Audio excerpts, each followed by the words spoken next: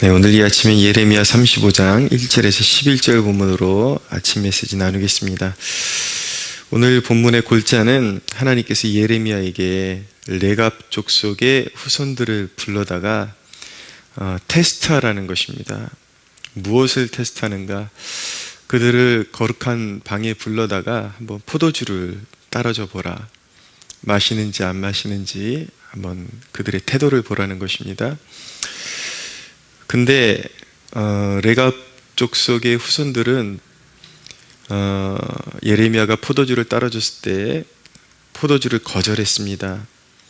그들이 하는 말이 무엇이냐면 자신들의 선조 중에 레갑의 아들 요나답이 자신들에게 명하기를 너희는 일평생 동안 포도주도 마시지 말고 이 땅에 살면서 집도 짓지 말고 파종도 하지 말고 포도원을 소유하지 말고 너희 평생 동안 장막에 살라.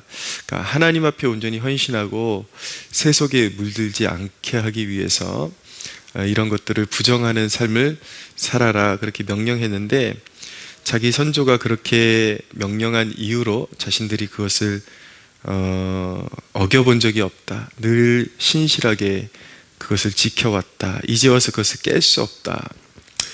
그런 이제 골자의 내용입니다. 그러니까 하나님께서 그들의 그런 태도를 통해서 예레미야에게 이들만큼은 자신들의 선조들의 규율 조차도 정말 마음을 다해 지키는데 온 이스라엘의 그런 백성들이 하나님을 향해서 하나님의 말씀에 대한 신실성, 그것이 전혀 없다. 그렇기 때문에 그들이 심판을 자초하는 것이다 라는 것을 알게 해 주시는 것입니다. 다시 한번 정리하면은 오늘 본문은 이 정함이 없는 세대의 신실함이 무엇인지 보여주고자 하나님께서 레갑의 후손들을 나타내 보여주신 것입니다. 신실함이 무엇입니까? 신실함이라는 것은 변함없는 태도에 대한 것입니다. 특별히 우리 믿음의 사람들에게는 우리가 믿는 바와 모순이 없는 태도를 말할 때 신실하다라고 일컫는 것이죠.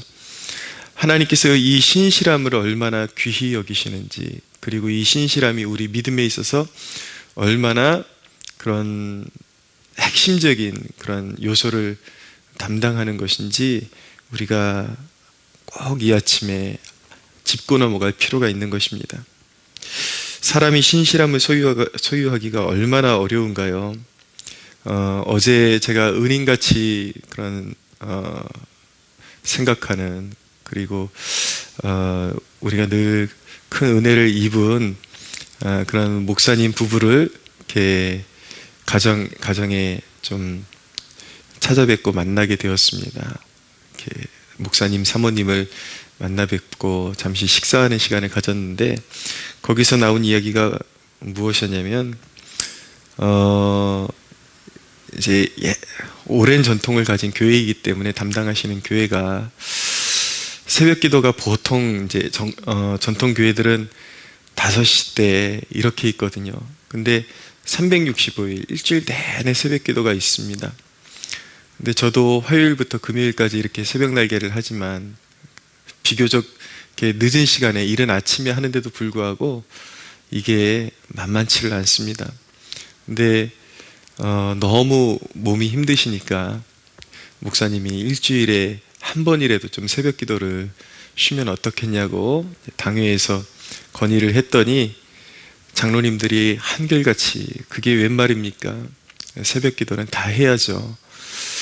그래서 결국은 목사님이 힘듦에도 불구하고 이제 장로님들의 의견이 그러하니까 그럼 그대로 가자고 그렇게 이제 결의를 하고 365일 일주일 내내 그렇게 새벽 5시에 새벽 기도를 지켜나가기로 그렇게 결의했다는 것입니다. 근데 문제는 무엇이냐면 하루도 빠짐없이 새벽에 그리스도인이라면 기도해야 된다, 새벽 기도는 있어야 된다 라고 말했던 장로님 중에 단 한 분도 새벽 기도를 지키는 사람이 없다라는 것입니다. 많은 이들이 기준만 세워놓고, 그 올바른 기준을 세워놓고 자신이 신실하다라고 그렇게 믿고 살아가고 있습니다. 기준만 세워놓고 거기에 부합한 행실, 그런 순종, 거기에 부합한 행위는 없는데 많은 사람들이 입만 살아있어요. 옳은 것은 알고 있어요. 그러나 그것을 지키는 바는 없어요. 대부분 많이 그렇습니다. 신실함이 없는 것이죠. 기준은 옳은데 그 기준에 부합한 행동은 없다라는 것입니다. 기준은 옳은데 오로지 그것을 남이 지키는 잣대로만, 지켜야 할 잣대로만 갖다 대고 남이 지키지 못하면 어떻게 그리스도인으로서 그렇게 살 수 있냐. 정죄하죠. 정죄하지만 자신은 지킬 능력도 없거니와 지킬 생각도 없는 것입니다. 신실하지 못한 것이죠.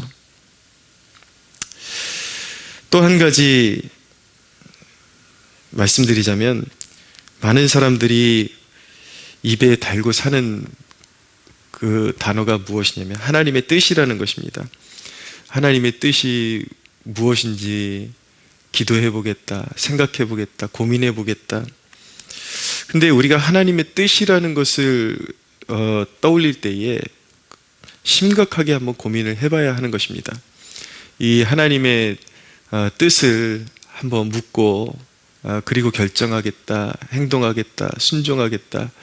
이것이 과연 하나님 앞에 우리가 그렇게 함부로 남발할 수 있는 용어인지 우리가 한번 깊게 생각을 해봐야 합니다. 오늘 본문의 레갑 족속은 세상에 때묻지 않게 하기 위해서 하나님께 어떤 신적 계시를 받고 그들이 그렇게 지켰던 것이 아니라 그들이 스스로 몸을 구별해서 규율을 정하고 자신들의 뜻을 정하고 하나님의 영광을 위해서 그것을 지켰던 것입니다. 저는 이렇게 목회하다 보면 사람들이 이 하나님의 뜻에 대해서 굉장히 이 용어를 남발하는 경우들을 너무나도 자주 봐왔습니다. 이건 정말 심각하다 싶을 정도로 결국은 하는 행태를 보면 자기 마음에 내키는 것을 하나님의 뜻이라고 말해놓고 마음이 바뀌면 그냥 마음이 바뀌었다라고 사실 솔직하게 말하는 것이 더 좋은 것인데 또 하나님의 뜻을 또 묻겠다라고 그렇게 태도를 취합니다. 하나님의 뜻을 남발하는 것이죠. 여러분, 하나님의 뜻이라는 것은 무엇입니까? 만약에 여러분이 신앙생활하다가 어떤 마음이 변할 때에 깊이 숙고해서 깊이 생각해보고 그냥 깊이 숙고한 결과로서 그렇게 행동한다 그러면 차라리 괜찮은데 자꾸 말할 때마다 이것이 하나님의 뜻인 것 같다 그래놓고 정반대의 행동을 하면서 또 이게 하나님의 뜻일지도 모른다고 그걸 또 물어보겠다고, 이거는 자기의 욕망을 기도하겠다라는 그 어떤 빌미를 가지고 그 거룩한 용어를 가지고 자기의 육신적인 것을 자꾸 투영하는 도구로 사용하는 거예요. 나쁜 습관인 것이죠. 신앙생활 하면서 아주 우리가 버려야 할 못된 습관인 것입니다. 무엇이 하나님의 뜻입니까? 여러분이 정말 하나님께서 어떤 신적인 영감으로 정확하게 뜻을 보여주신 거라면 그것이 하나님의 뜻일 거예요. 그러나 우리가 기도 생활하다 보면 상당히 많은 경우에 그런 영감이 오지 않습니다. 그냥 하나님께서 침묵하고 계시죠. 그것은 무엇을 말씀하시는 것일까요? 무엇을 우리에게 알게 하기를 원하시는 것일까요? 하나님을 위해서 뜻을 정하고 십자가를 지기를 원하시는 것이죠. 대부분의 하나님의 뜻이라는 것은 그것이 죄가 아니라 하나님을 향하여 어떤 헌신을 결단했을 때에 자신이 지기로 한 십자가를 묵묵히 지고 가는 것이 그것이 하나님의 뜻인 것이고 그것을 일컬어서 신실함이다라고 그렇게 말하는 것입니다.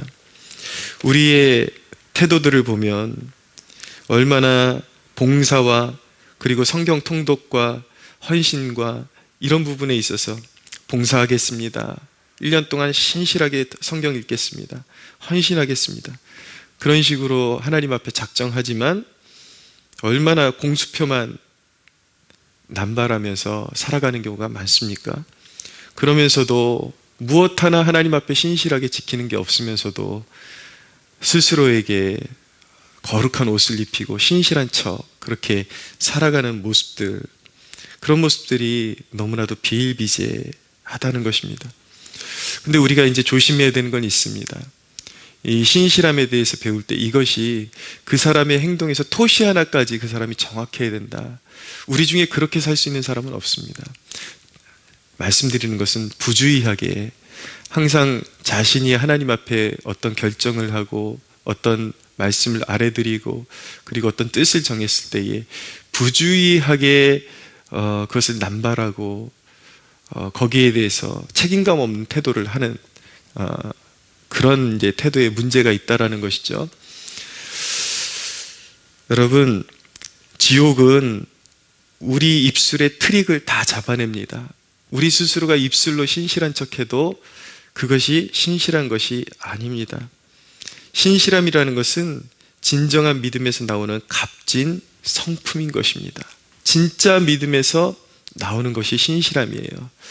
신실함이 없다라는 것, 어떤 사람이 믿음에 대한 온갖 그런 좋은 말들은 사용하지만 거기에 걸맞는 행동이 따라오지 않는다라는 건 그의 믿음의 진위성에 문제가 있는 것이죠. 가짜이든지 아니면 하나님을 너무나도 경홀히 여기고 하나님을 두려워할 줄 모르고 너무나도 가볍게 내뱉는 습관이 붙어 있는 것입니다.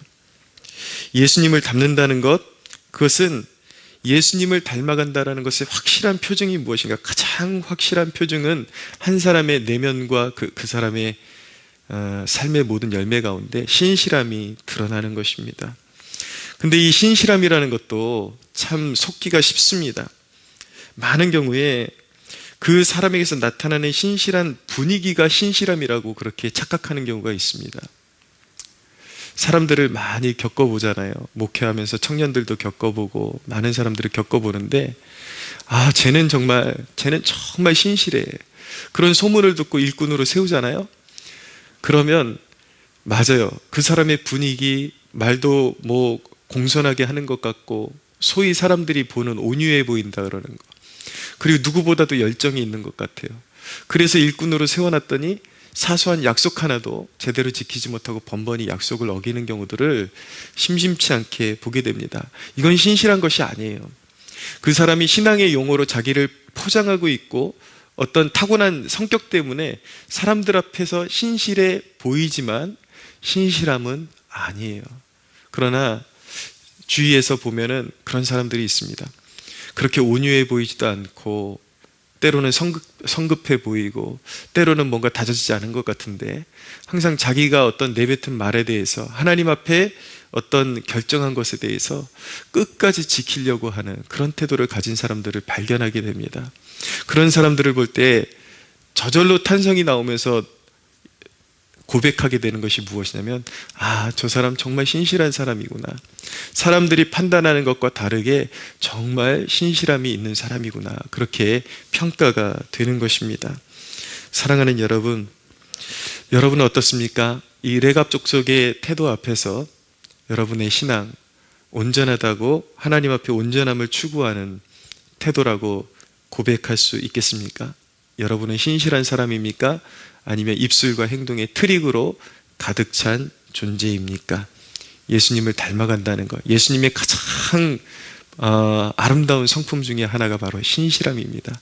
우리가 진정한 그리스도의 피로 구원받은 주님의 자녀들이라면 당연히 우리의 태도에, 우리의 마음에, 우리의 삶에 신실함이 묻어나와야 할 줄로 믿습니다. 오늘 이 말씀 앞에서 자신의 삶, 신앙, 삶의 태도들 이런 것들을 한번 점검해보고 주님의 신실하심에 더 가까워지는 여러분들 되시기를 축복합니다.